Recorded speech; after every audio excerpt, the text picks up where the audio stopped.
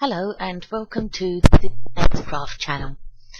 The craft channel that aims to take you through, mainly at basic level, a variety of crafts, having already covered crochet, knitting, cross stitch, fabric craft, card craft, and today I'm going to start covering some simple embroidery stitches. Today's stitch is running stitch, and I have my piece of calico ready here and my needle threaded with 2 strands of stranded cotton. Now this is my one of my thread boxes. Now you can use a variety of threads depending on what you're going to be stitching on, and obviously what it is you're stitching.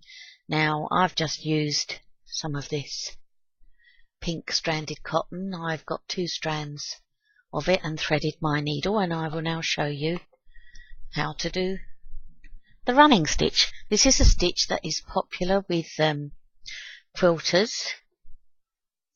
Now what I've done is I've threaded my thread and put a little knot in the end. I've used pink against the cream, and I hope that it stands out nice and clearly. Right, now you just go from the back and pull your needle through, ready to start your running stitch.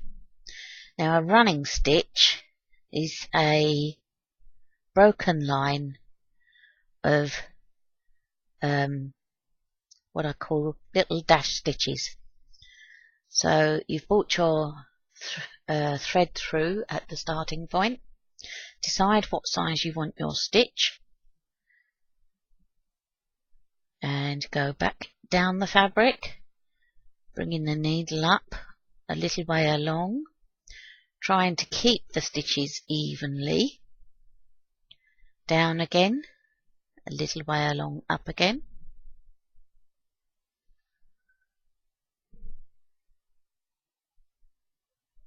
down again, up again.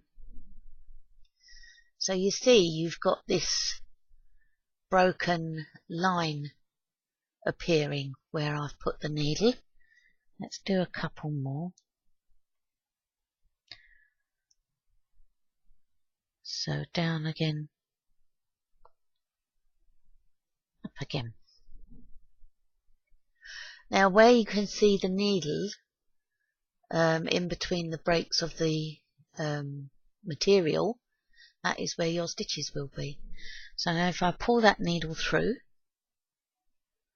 you see, the pink stitches appear, and that is running stitch.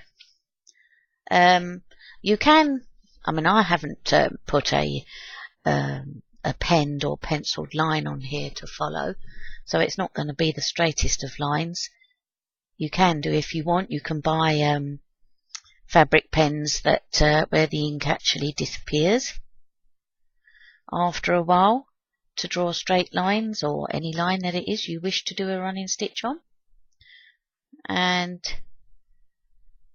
as you go down into the fabric and up a little way along, however long you want your stitch.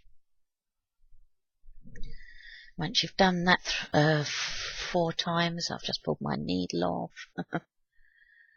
pull through, and you see you're getting your little running track there. Now this is a good stitch, as I said, that a lot of quilters use, virtually all quilters use, and some of the real professionals can do, I think I heard once something like 40 stitches to an inch. Their stitching is so tiny, so delicate. I could never do that, and I think that's absolutely amazing thing to do. Mine is probably something like 10 stitches to the inch, I don't know, maybe 5.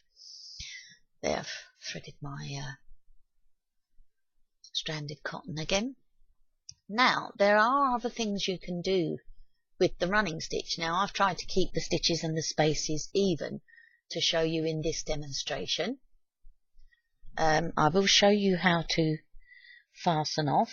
So you go down again as though you're going to make another stitch. Excuse me a moment.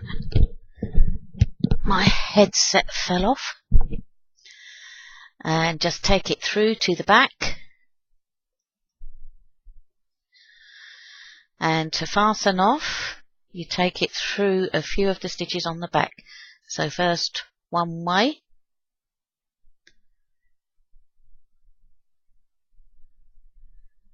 Then the other. Maybe twice more. One way.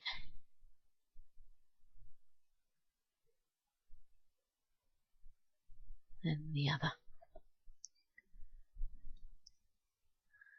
And then I would just go through one of those. Oops. Really must get those new glasses. Again to secure. And snip.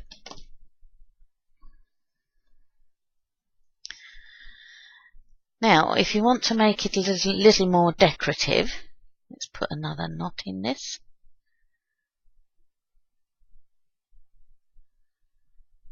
There. You could, so we go to the back of the fabric, bring the needle up where we want to start.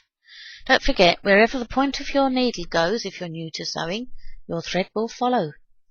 Now you can say do a bit of a bigger stitch to begin with. And come up a little way along. And then do a smaller stitch. And try and leave the gaps fairly even. And then a bigger stitch again. Come up a little way along. And then a small stitch.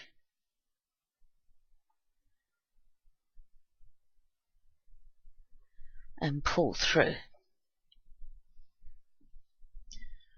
So you see here I've done a big, small, large, small stitch. Just do a few more.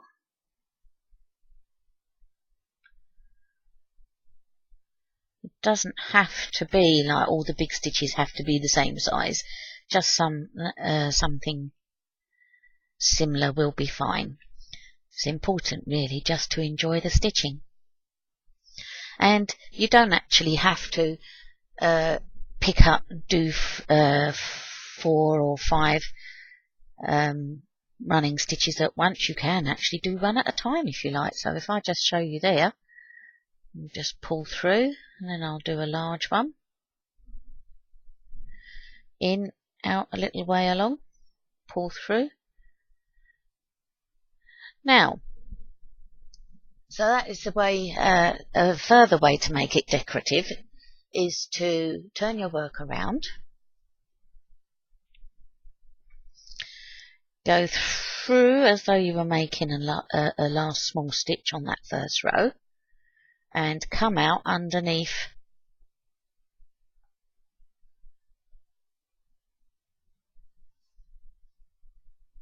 the last large stitch you did on the previous row, and make,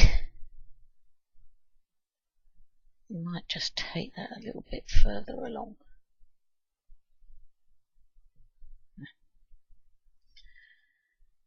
And you make that a little one, come out a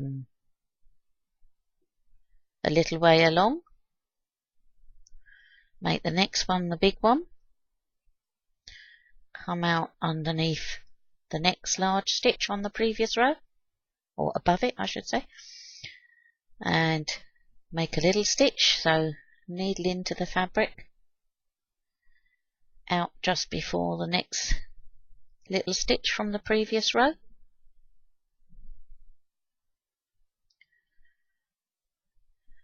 and make a large stitch coming out roughly halfway along the next large stitch from the previous row, You see where I'm taking this?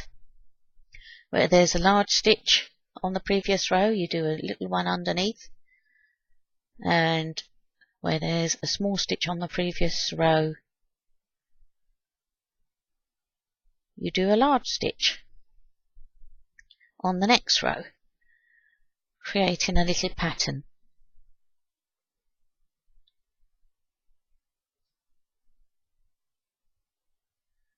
And there we've got to the end of the row, so we just take our needle through without bringing it back out again to take it through to the wrong side.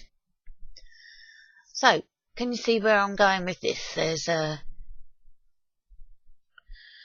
So you have a row of large, small, large, small, large, small all the way along, and then underneath, what I should have done is a large there actually, and then going back underneath the large stitches you do a small, and underneath the small stitches you do a large.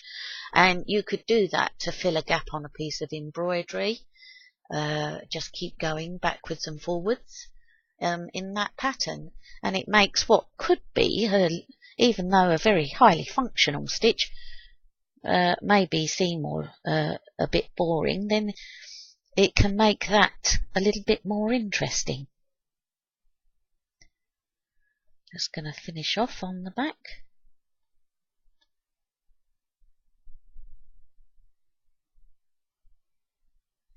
Now the needle I've used, a needle specifically for embroidery or crewel work, which is another form of embroidery. Just snip that. There. Now, you are supposed to also use hoops, I should say. I'm not a great fan of hoops, so this would actually look a lot neater if you did use a hoop. I just thought for the camera it would be easier to show you without it. Yes, the needle I've used, needles specifically for embroidery or crewel work, similar to cross-stitch needles, where cross-stitch needles tend to have a blunt end. The embroidery needles have the same long eye, but they have a sharp end because you need to get the needle through your fabric. Excuse me, my headset doesn't want to stay on today, jumping around all over the place.